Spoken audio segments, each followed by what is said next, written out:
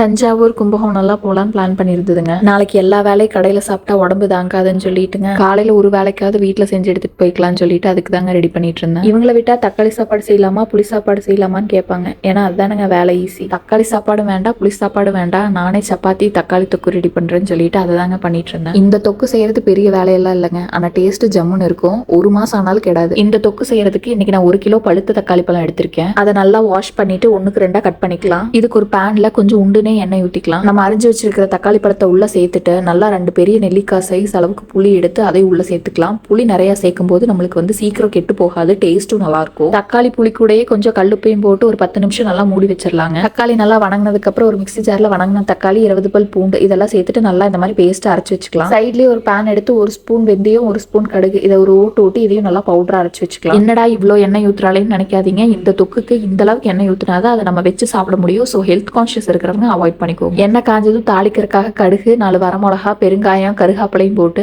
எந்த அளவுக்கு காரம் சாப்பிடுவீங்களோ அந்த அளவுக்கு மிளகா பொடி சேர்த்துக்கோங்க. நான் ஒரு 4 ஸ்பூன் சேர்க்கிறேன். தாளிக்கும் போதே ஒரு கைப்பொடி பூண்டு சேர்த்துக்கோங்க. இப்போ அரைச்சு வச்சிருக்கிற பொடியும் சேர்த்துட்டு நல்லா சுருள வணக்கிக்கோங்க. மூடி வச்சு நான் ஒரு 10 நிமிஷம் குக் பண்ணிருக்கேன். கடைசி அந்த காரத்தையும் புளிப்பையும் பேலன்ஸ் பண்றதுக்கு 1 ஸ்பூன் நாட்டு சக்கரை சேர்த்துட்டு மூடி வச்சு குக் பண்ணா சூப்பரான தக்காளி தொக்கு ரெடி. ஈரமடாம மட்டும் ஒரு கண்டெய்னர்ல போட்டு ஃப்ரிட்ஜில் வச்சுக்கோங்க. 1 மாசத்து வரைக்கும் கெடாம இருக்கும். ட்ரை பண்ணி பாருங்க, கண்டிப்பா அடிக்கடி செய்வீங்க. தேங்க்யூ.